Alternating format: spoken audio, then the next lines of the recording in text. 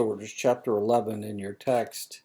One more chapter, and then we're finished with the text. Actually, this is kind of an interesting chapter. Let's go ahead and get started. Might as well. Okay. The desert. In acquired damage, a healthy brain is lesioned via a stroke where the blood supply to the brain is disrupted. Disease, for example, encephalitis, a tumor, trauma, for example, a penetrating object, or a progressive disease such as Pick's disease. That's acquired damage that we're talking about. These causes of brain damage are all different in terms of what leads to them, what kinds of damage they cause, and what kinds of recovery are possible, but all lead to a non-transient disruption in brain damage. The second kind of language disorder is one related to developmental issues such as autism or specific language impairment, where the brain is affected either during its development in utero, for example, due to genetic factors, or in infancy and childhood. The emphasis here is less on how the brain is damaged and more on how a child's behavior and brain function is affected over the course of development.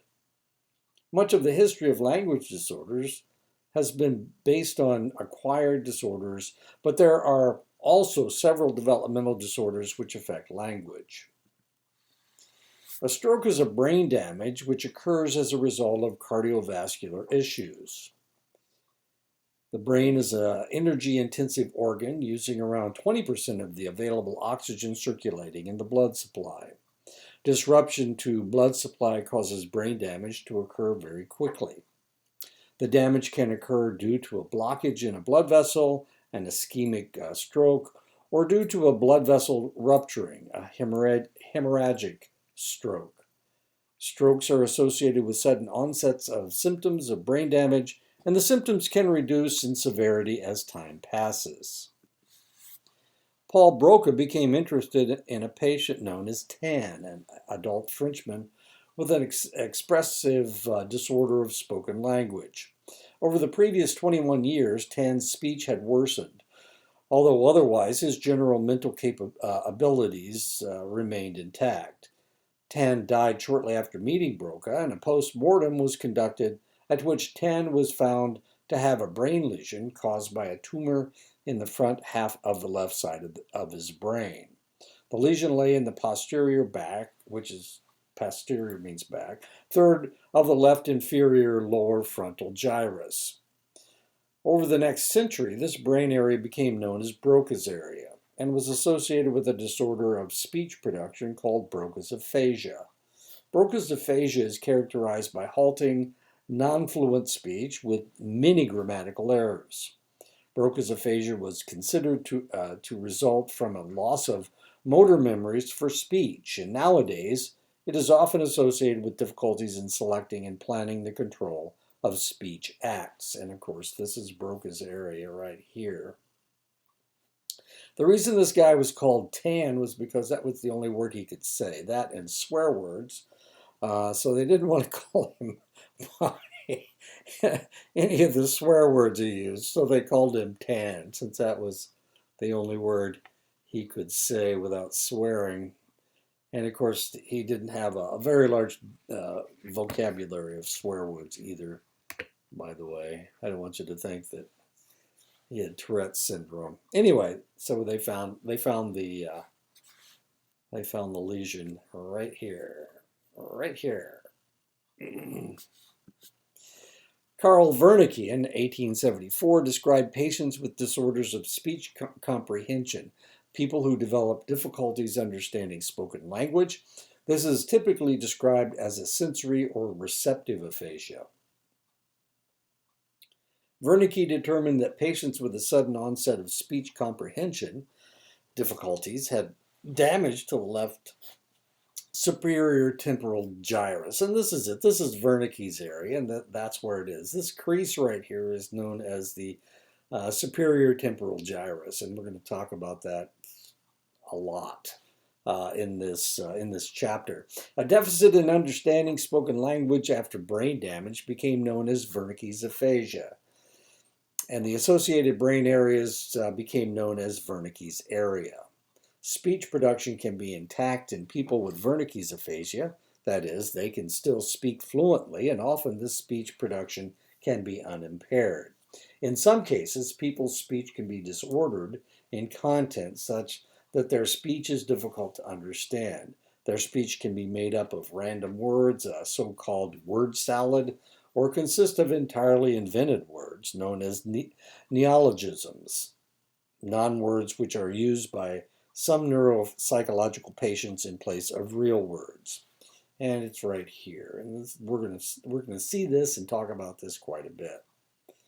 And right now we're talking about Wernicke's aphasia, and this is Wernicke's area, this chunk of brain tissue right there.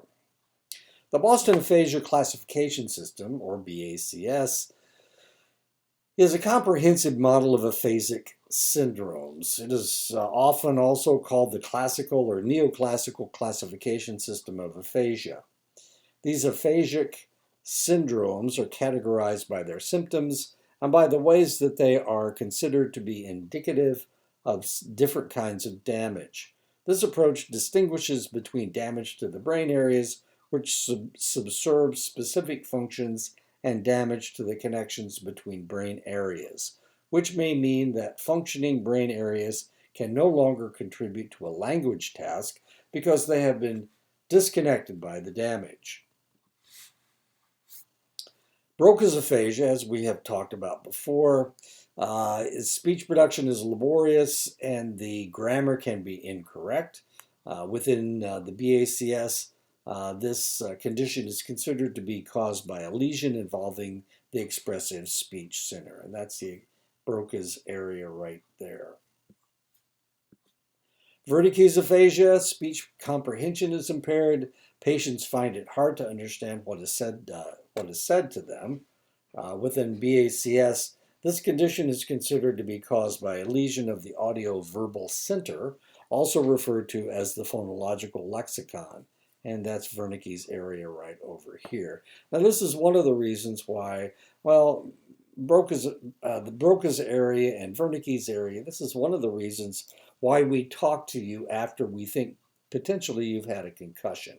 And the reason is because we need to know if you understand what we're saying, and we need to know if you have any difficulty talking. If you do have difficulty talking, then we know that you've had a blow to the front of your head, to Broca's region on the left side. If you don't understand what we're saying to you, then we know that you've had a blow to the side of the head. That's Wernicke's area. And this is why we do it. If you have difficulty understanding or difficulty speaking, then hopefully they'll take you out of whatever it is that you're doing, like a football game or a basketball game or whatever. You have a concussion, or a baseball game. You have a concussion, and we need to not allow you to go back in, or you could potentially have a blood clot. You could have a hemorrhage in your brain, and you would not be able to survive. If the less strenuous activity that you do, the more likely that you will survive. Conduction aphasia, patients can understand speech and produce speech accurately, but they have specific difficulties with the repetition of heard words. Within BACS, this condition is considered to be caused by a lesion of the pathways connecting the audio-verbal and expressive speech areas. And this is the pathway we're talking about right here. So there would be a lesion along this pathway. Transcortical motor aphasia, similar in symptoms to Broca's aphasia, but the patient's repetition skills are intact. Within BACS, this disorder is associated with disruption of the pathways connecting the concept area to the expressive speech area. And of course, that's right along the top here. Transcortical sensory aphasia is similar to Wernicke's or receptive aphasia, except that repetition is preserved. Indeed, patients can show echolalia, where there is an obligatory repetition of heard words, such that repetition is often continual and not necessarily intentional.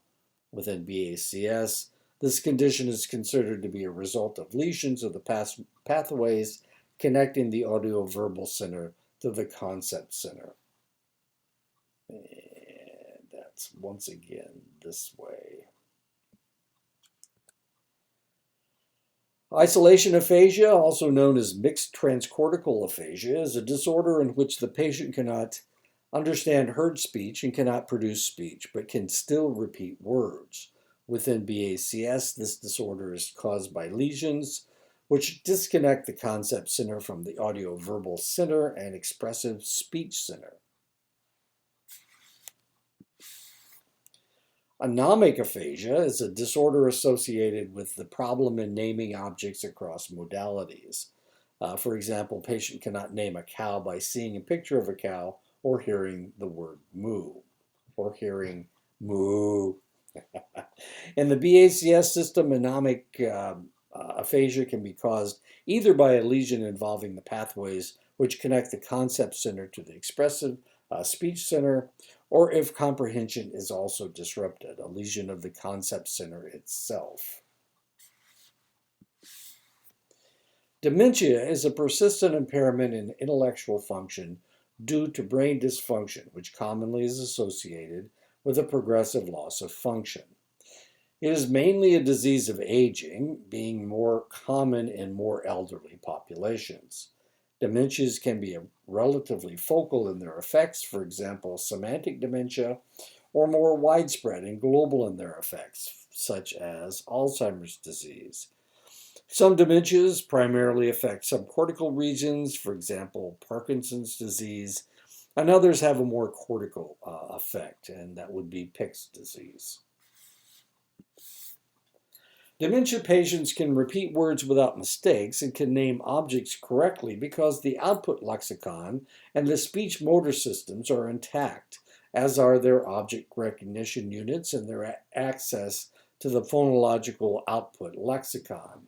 However, normal speech production and comprehension were impaired, including their name to definitions, and their non-optic aphasia was thus linked to degraded semantic representations. This may link to semantic dementia, a focal dementia where the first symptoms are associated with loss of the ability to map between heard words and their meaning. Patients with Broca's aphasia have highly non-fluent speech with difficulties in repetition. There are typically long pauses between words when they speak, and their speech sounds effortful. There is very often a motor speech problem, apraxia, and dysarthria, difficulty controlling speech, that accompanies this. Their comprehension of speech is not compromised.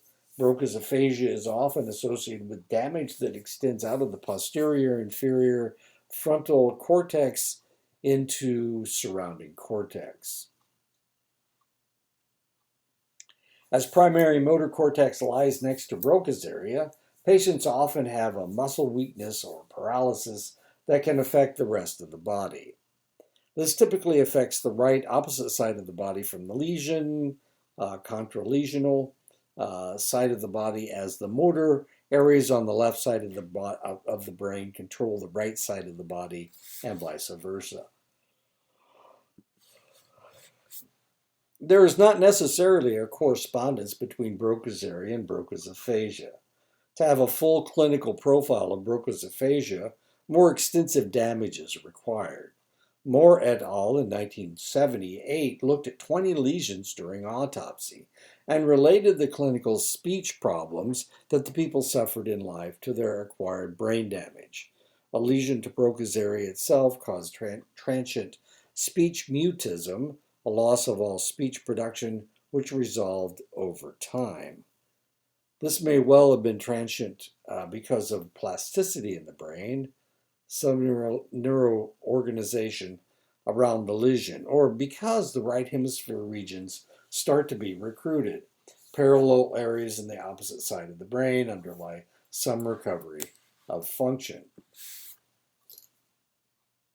For full Broca's aphasia profile, which was not transient, the lesions needs to encompass a lot more of the frontal lobe on the left, including left opercula, left insula, and white matter tracts lying behind these cortical fields, including Broca's area.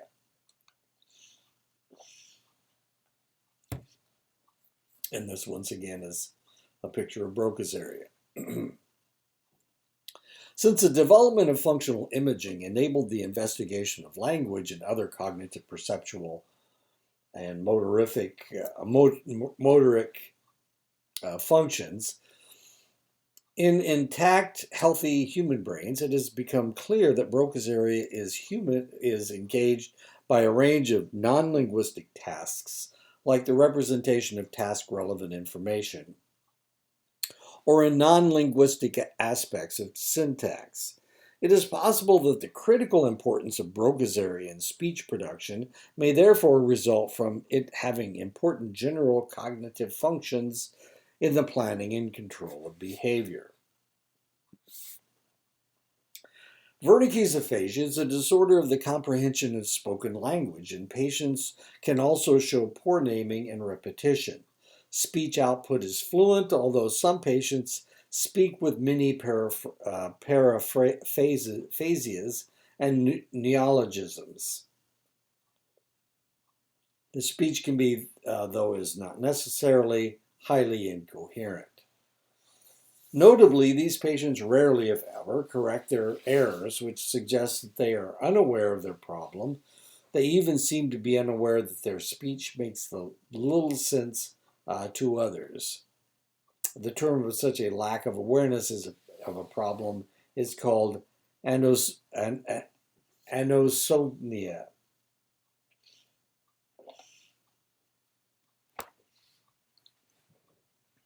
The patients don't normally have a muscle weakness or paralysis, a hemiparesis, though they may have cortical blindness.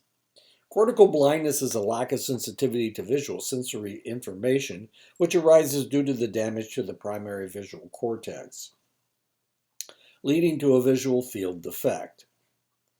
Hemianopia, for example, hemianopia. This indicates a posterior lesion which lies towards the back of the brain. Most receptive aphasia cases are caused by cardiovascular disease, stroke, and strokes follow the anatomy of the blood supply. And in the temporal lobes, the blood supply runs back to front, meaning that strokes are more common at the back end of the temporal lobes than the front.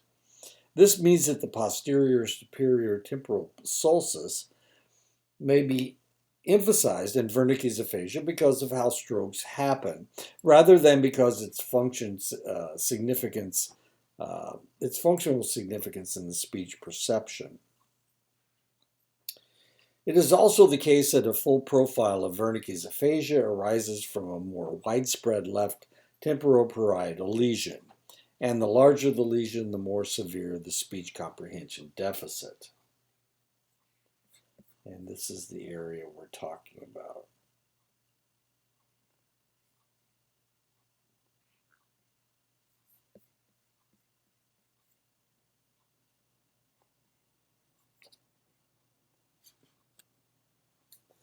In conduction aphasia, there is a disruption of repetition with preserved relatively comprehension and spontaneous speech, though there may be phonemic errors and the patients may have problems with confrontation naming.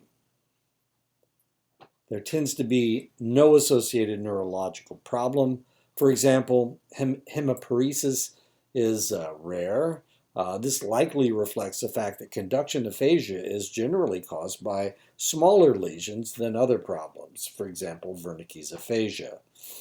Some patients have a limited right hemianesthesia, loss of sensation or touch, or visual field defect, and the patients may have difficulty with moving their face or limbs to command. Conduction aphasia is known as a disconnection syndrome because it is assumed to reflect damage to connections between brain areas connecting the phonological output lexicon to the expressive speech control center. Reports have implicated the cortex in conduction aphasia in the cortical fields within Wernicke's area.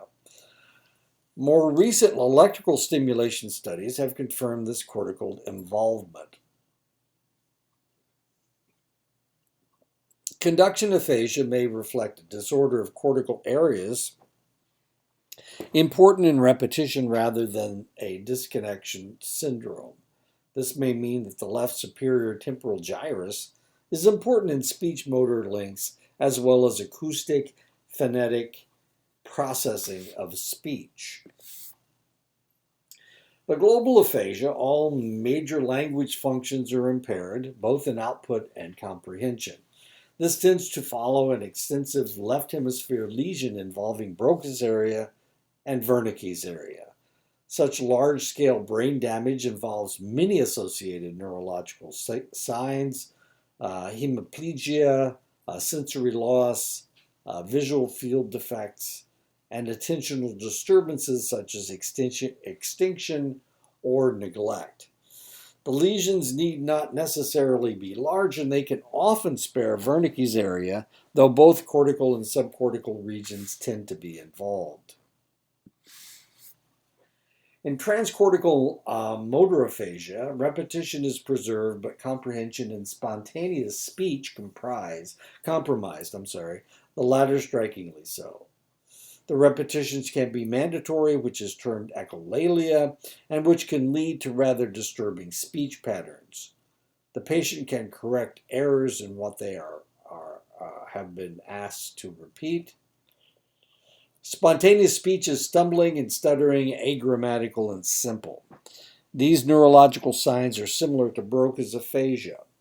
Lesions are not well understood and are frequently found anterior and superior to Broca's area in the superior anterior frontal lobe.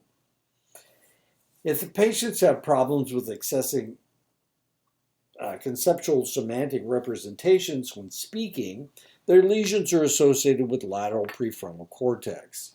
Superior to Broca's area, if they have been more of a problem in initiating the motor act of speech, their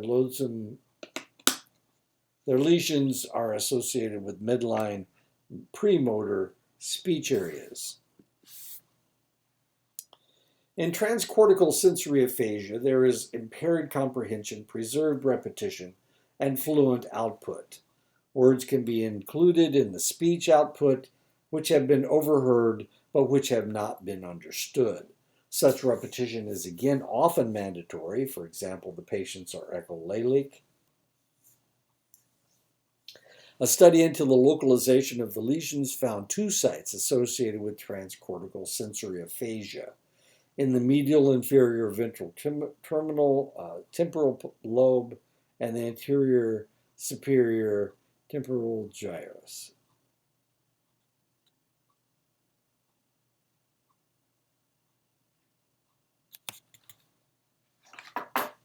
Uh-oh, I seem to be lost. There we go. Word finding difficulties are the most prominent feature of anomic aphasia, leading to speech which can be vague and imprecise in content. Most cases of anomic aphasia have no associated neurological signs, and it has been regarded as non-localizing, as no one area is shown to be implicated in patient studies. Researchers found that 60% of their patients had temporal parietal lesions, but the other 40% were wide-ranging, though all in the left hemisphere.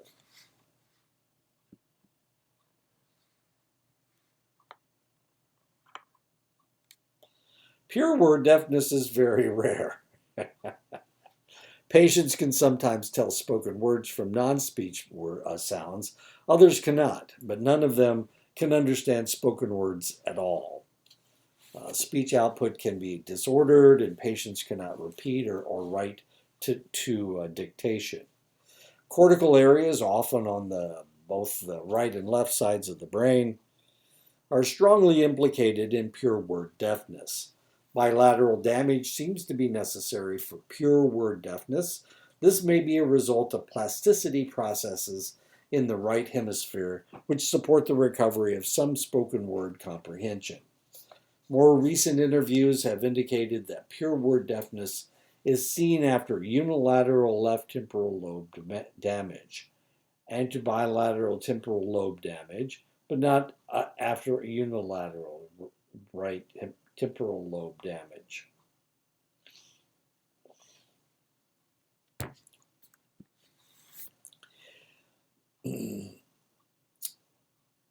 Mixed transcortical aphasia, or isolation aphasia.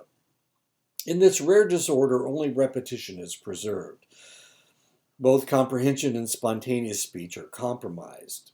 There is no voluntary language use, and the associated neurological signs are very variable. Some have a bilateral paralysis, leading to quadriplegia and quadriparesis, or unilateral signs such as right hemiplegia. There is often a sensory loss. A postmortem study indicated that anterior and posterior brain damage was involved, showing involvement of the left motor and sensory cortices, as well as parietal lobe involvement. Phonoagnosia is a disorder in which people are unable to recognize other people by their voices. This is not a speech perception problem per se, but as we adapt to the idiosyncrasies of speech production in a speaker's specific way, it is not irrelevant to consider this issue. Phonoagnosia is rare, though this may reflect the fact that we are not good at recognizing speakers by their voices alone. It may also reflect the fact that many interactions we have with other people are face-to-face, and hence other sources of information are available if the voice alone is presented. For example, on the phone, people commonly introduce themselves, so we don't have to worry about it. Patients with phonoagnosia can recognize people by their faces and do not have a more general problem with person identity knowledge. They do not have a disorder of speech perception, instead having a specific difficulty in recognizing people from their voices. Phonoagnosia associated with damage to the brain has been linked to damage to the right temporal lobe. A recent description of a developmental case of phonoagnosia, someone with no known brain damage who had experienced difficulties with identifying voices all her life, revealed no lower-level auditory processing deficits, nor problems with the perception of other kinds of information from the voice, such as emotional vocalizations. Instead, her problems seemed to be limited to the detecting speaker identity cues from the voice. They weren't picking them out. Dysarthria is an acquired disorder of speech production and refers to difficulty in implementation of speech plans when these are applied to the movement of muscles. Dysarthria is a specific problem with moving the articulators, due either to the problems in the brain in the areas which directly control articulatory movements, for example, damage to primary motor cortex, or to the cranial nerves, which directly activate the muscles, the nerves which are sending the messages from the brain to the muscles. Either of these are roots to muscle weakness in the articulators and dysarthria.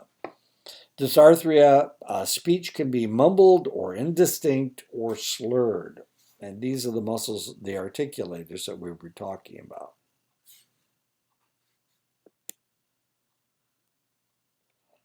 Speech apraxia is a disorder of the motor control of speech in the absence of motor weakness. People with speech apraxia have great difficulty saying what they want to say, and they can be very inconsistent in their speech. A word may be accurately produced in one occasion, but not on the next. Patients may be visibly groping for the right word. Their speech can have disordered rhythm and prosody. Patients with speech apraxia commonly have damage to the left anterior insula, which lies medial to the Broca's area in the left inferior frontal gyrus. There are patients with problems with the production of spoken language per se, but with the production of appropriate melodic inflections to their speech. This can have negative effects on their interpersonal interactions and relationships. Their ability to perceive prosody in speech is not affected. These patients tend to have right frontal parietal lesions. Patients with damage to the right temporal lobe often have difficulty understanding the meaning of melody in heard speech. It is not unusual for right temporal lobe lesions to be relatively silent because they do not often lead to frank language problems. Patients with right temporal lobe lesions often show problems understanding the melody of spoken language, and this can be extended to the problems with other kinds of melody processing, such as in music.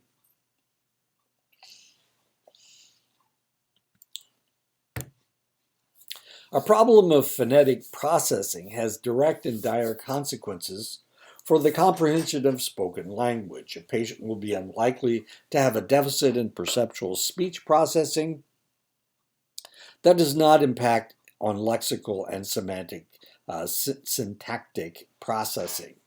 The locus of phonetic processing seems to correspond to lesions to the superior temporal gyrus, superior temporal sulcus. For example, Wernicke's area. And of course, Wernicke's area is right here. Agrammatic patients who have a problem producing grammatically correct sentences often have speech which is telegraphic and in which function words are omitted. They can have specific problems with passive constructions. Many of these patients, but by no means all, may have a Broca-like aphasic profile. Patients with agrammatic speech also always have a motor speech problem, an apraxia or dysarthria of speech, or more rarely, foreign accent syndrome, where people's accents sound very different to their fellow countrymen due to the way that we listen to and label accents, rather than the acquisition of a new accent. This suggests that syntactic processing and representations in speech production are closely linked to speech motor acts. Researchers have demonstrated that densely agrammatic patients can still perform other kinds of tasks accurately, including logical, mathematical, and social cognitions, theory of mind tasks, suggesting that the disorder of syntax does not necessarily affect other kinds of complex cognitive processes. A not uncommon form of semantic deficit is frontotemporal dementia. Unlike Alzheimer's disease, a focal dementing disorder can cause highly selective patterns of damage to the brain initially. A variant of frontotemporal dementia, semantic dementia, starts with an initially very pure form of semantic deficit and a specific loss of gray matter in initially quite restricted cortical fields. In semantic dementia, the first symptom that patients support is a difficulty understanding what words mean. At the brain level, the damage is seen in the left anterior and ventral temporal lobe. At the start of the disease, patients can understand what objects are and use them appropriately, and their phonetic and syntactic performance is unimpaired, and they don't make speech production errors either.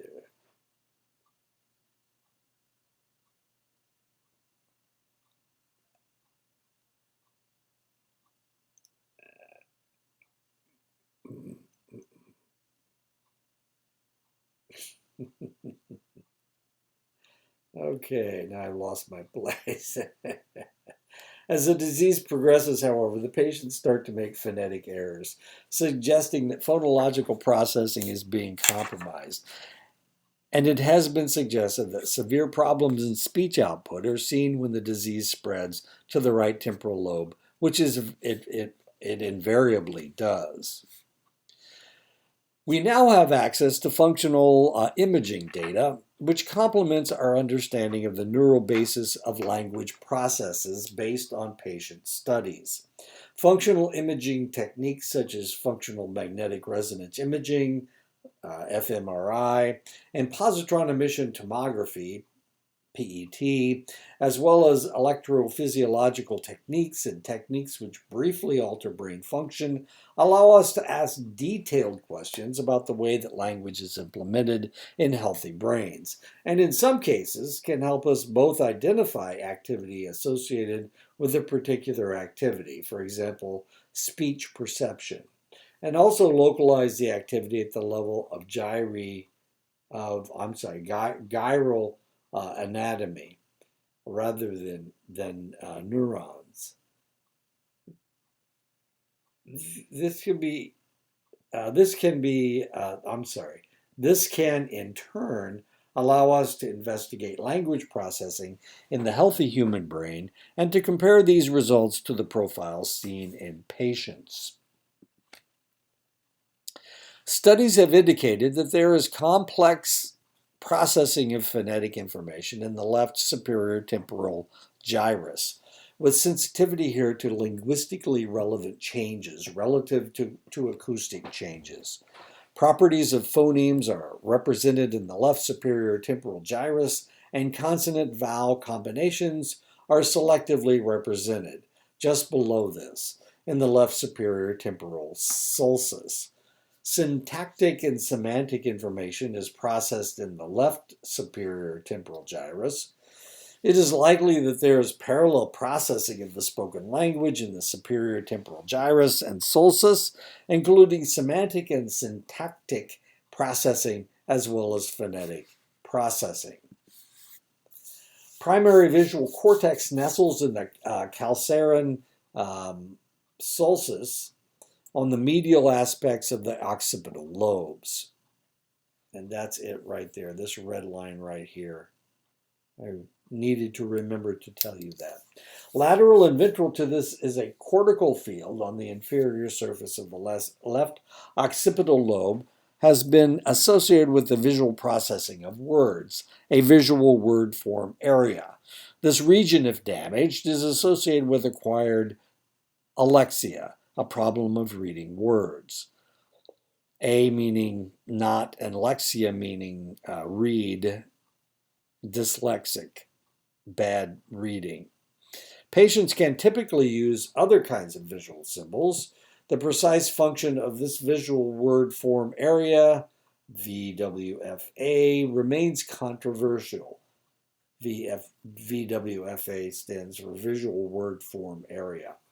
It is clear that the left inferior occipital lobe is important, indeed critical, to the early perceptual processing of written language. Both alexia and dyslexia refer to problems in reading written language. Alexia always refers to acquired difficulties in reading, while dyslexia is used to refer to developmental difficulties in reading. Dyslexia is also used to refer to particular profiles of acquired reading problems.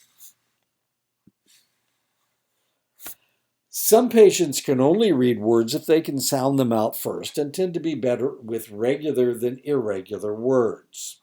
Only after they have said the word aloud do the patients understand the meaning. This is known as surface dyslexia and is associated with damage to the temporal lobes. In surface dyslexia, there is considered to be damage between the visual representations, the visual word forms, and the wider semantic system.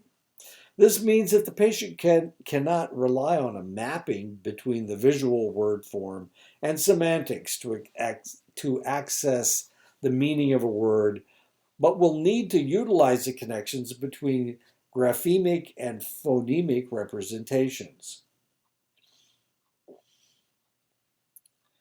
This can be considered as a problem dealing with the whole word route for reading, which forces the patients to rely on sequences of individual letters to access pronunciations, and then the meanings of the words.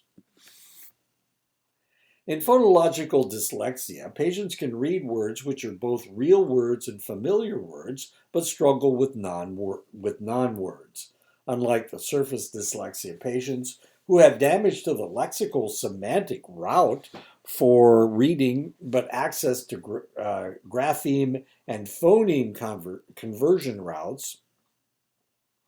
Patients with phonological dyslexia are thought to have damage to the grapheme to phoneme conversion routes, which forces them to read via lexical semantic pathways. This works well when they encounter familiar words, but causes problems when a word is unfamiliar, as they cannot use grapheme to phoneme conversion strategies to support their reading these new words accurately. Errors made by patients with deep dyslexia include reading non-words as real words, for example, reading tweets as sweet. And visual errors, for example, reading nightmare as night. The list of errors seems seen is longer. Up to 12 different kinds of errors have been described. The patients can be surprisingly good at some other kinds of tasks.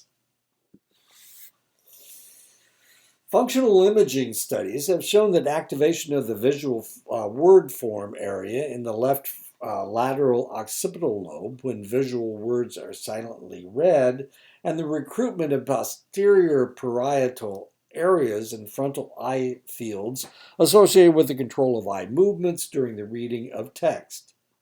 Oh, I don't know if that was a sentence. These seem to be brain areas specifically associated with written language rather than heard speech, although they may not be specific to only written language.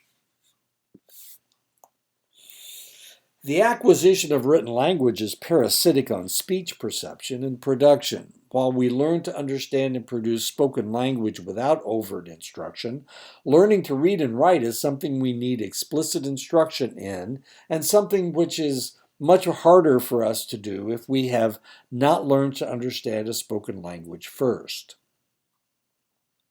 We might expect considerable overlap between neural regions that support the processing of visual and spoken language perception. Functional imaging studies have confirmed this relationship by showing that both heard and read stories, each relative to the complex perceptual baseline, are associated with activation in the left superior temporal sulcus. If the reading task requires people to sound out the letters, then this can result in extra activation in premotor and supplementary speech areas. Indeed, if readers are commonly reading by sounding out the letters, this will be often indexed by the activity in the midline supplementary speech areas. This represents ways of using articulations to access word forms letter by letter. There are a variety of language problems that are a result of difficulties which are present from very early in life and which are not associated with known incidences of acquired brain damage. These are generally known as developmental disorders, and they have some similarities and some important differences from the profiles seen in acquired damage. Key to the concept of developmental disorders is the need for the identified problem to be relatively more severe than the child's own abilities. For example, if the child has poor verbal IQ on tests,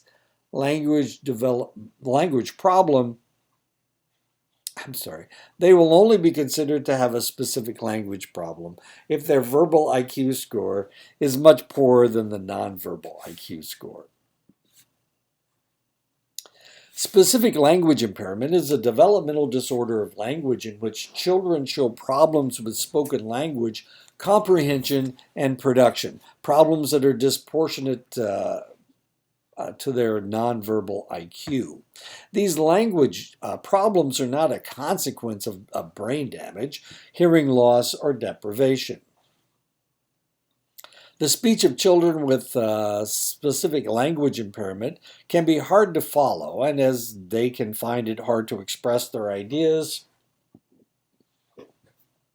and their speech can sound muddled and underarticulated, they use sentences, but what they say can be difficult to understand. When they listen to other people, children with specific language impairment can themselves find it hard to understand what is said and find it hard to do what someone asks them to do. Their vocabulary can be restricted to a relatively small set of words, and they can find it hard to repeat words and sentences. These difficulties make it hard for children with specific language impairment to cope, both in formal educational settings and in interactions with their peers, for example, when playing, unless support is provided for them. The condition can vary in severity, with some children experiencing relatively mild problems and other children having much more severe difficulties. In terms of the underlying problem, there are three general theories of specific language impairment. The first is that children have an underlying auditory processing deficit, and their problems in processing sounds, for example, in telling the order in which two sounds are played, can have a profound impact on their ability to hear speech and a knock-on effect on their ability to produce speech. The second theory is that they have a particular problem with verbal short-term memory and can find it hard to repeat non-words. This problem would lead to the children finding it hard to say and learn new words accurately. The third theory is that the children have a specific deficit in processing syntax, which leads to them having particular problems in hearing and producing syntactic properties of speech. Specific language impairment has a strong genetic component, being highly heritable. However, it has a complex profile of heritability, like asthma or diabetes, and does not show a simple pattern characteristic of a dominant or recessive genetic contribution. Instead, multiple genes seem to be involved. There are separable genetic contributions to the problems with syntax and non-word repetition tasks shown by children with specific language impairment. The problems with the rapid auditory processing have a strong environmental contribution, being primarily associated with whether or not there is a musical instrument in the home. These data suggest that specific language impairment is not only a complex and variable disorder, but that there are separable contributions of problems with syntax processing and verbal working memory, as well as potential environmental issues. Specific language impairment may form an extremely important case for investigating the ways that genes and environment interact in language development and disorders. There has also been a suggestion that children with specific language impairment may have specific issues less with language per se, but with procedural learning, the kinds of learning that are not necessarily verbal, but which relate more to motor skills. Children with specific language impairment do show issues with their ability to learn motor tasks. This account is consistent with the close correspondence of syntax and speech motor skills noted earlier in the earlier stroke literature. In the developmental dyslexia, children have a reading age which is lower than their chronological age, and the children have particular difficulties in reading and writing, both in terms of accuracy and fluency. The difficulties are out of proportion to their nonverbal IQ measures. Although children with dyslexia will learn to read and write, they will often show persistent problems, for example, with spelling. They will also show phonological problems such as difficulties in segmenting heard words around the onset rhyme distinction. Children and adults with dyslexia also often have problems with swapping onsets and rhymes around to make spoonerisms, for example, turning windy day into dindy way. The causes of phonological deficits that seem to hinder reading and writing in dyslexia are still unknown, and there is a lot of interest in the possible role of auditory processing deficits or deficits in the ways that children can access motor representations when performing phonological tasks. A brain imaging study that looked at patterns of connectivity and perceptual representations in the brains of people with and without a diagnosis of dyslexia found that there was evidence for intact phonetic representations in the brains of people with dyslexia. But the connectivity between perceptual fields in the left and right temporal lobes and production networks in the left inferior frontal lobe were disrupted in the people with dyslexia. In terms of speech production, one of the most difficult developmental disorders is a developmental disfluency, commonly known as stammering or stuttering.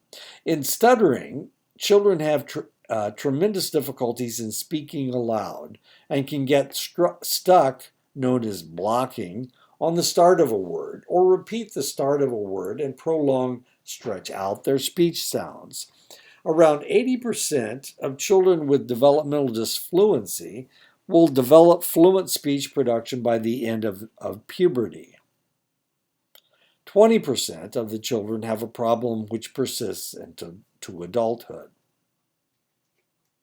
Despite the severity of the disorder, humans tend to strongly value fluency in verbal behavior and can be very intolerant of speakers whose speech is slow or hesitant. The social anxiety associated with this knowledge can make a stammer much worse. A variety of different ways of altering someone's auditory environment and what their speech sounds like can improve developmental disfluencies. Altering the acoustic consequences of spoken language by changing the pitch of someone's voice or playing their speech back with a noticeable delay typically improves people's stuttering. Several of these techniques have been incorporated into devices, for example, built into telephones or as apps that people who stutter can use to help them communicate. These techniques adversely affect the speech of fluent talkers and can lead to them producing very disfluent speech. Whispering also commonly improves stuttering. Altering the acoustic environment also improves fluency. All of these improvements are transient, meaning that the improvements do not persist once the devices have been turned off. The fact that they will improve speech fluency suggests strongly that stuttering may not be a straightforward disorder of speech motor control, but may reflect a disordered processing of the dynamic perceptual control and guidance of speech production. Autism is a term covering a spectrum of developmental disorders which can vary in severity from people who have profound learning disabilities through to people who can lead independent lives, but who may still experience considerable difficulties in their social interactions. Over the spectrum of autistic issues, there is considerable heterogeneity, with two main features which seem to separately contribute to the profile. The first difference is one of the perceptual processing and can be crudely characterized as a problem of seeing the wood for the trees. People on the autistic spectrum can show an enhanced ability to focus on finer perceptual details across sensory modalities. This means that they can do better at detecting embedded figures than a neurotypical control group. But it comes at the cost of poor sensitivity to higher order structure. In speech perception and auditory processing, people with autism can be better at detecting pitch and changes than a control group, but the worst is understanding the profiles of pitch that lead to prosody differences. The second common difference is one of perspective taking. It can be very hard for someone on the autistic spectrum to understand that someone else can know or believe something other than what they themselves know. This has been called a problem with theory of mind. In practical terms, one of the most problematic aspects of difficulties in seeing the world from someone else's perspective is in social interactions, especially in conversation, where people rarely say absolutely everything they mean and trust that those who they are talking to will understand the context in which their words are said. And that is the end of the lecture. And I apologize. I've been trying not to fall asleep for some reason. So if it sounded like there was something going on, it was the fact that I almost fell asleep. And at a couple places, I actually paused and I almost fell asleep. As weird as that is, I lifted today, and so I'm just a little bit tired. Let's go ahead and stop this. So if it sounded like I was struggling, I was definitely struggling. It's really odd because when you start reading through these things, you go, wait a minute, I do that. I kind of do that. And of course, as I was reading, I was falling asleep, which is not a good thing. If I had been reading to myself, I probably would have fallen asleep. Okay, I'll talk to you guys next week. Next week is the last lecture, so that'll be it. And you won't have to listen to me fall asleep again, as fun as that is.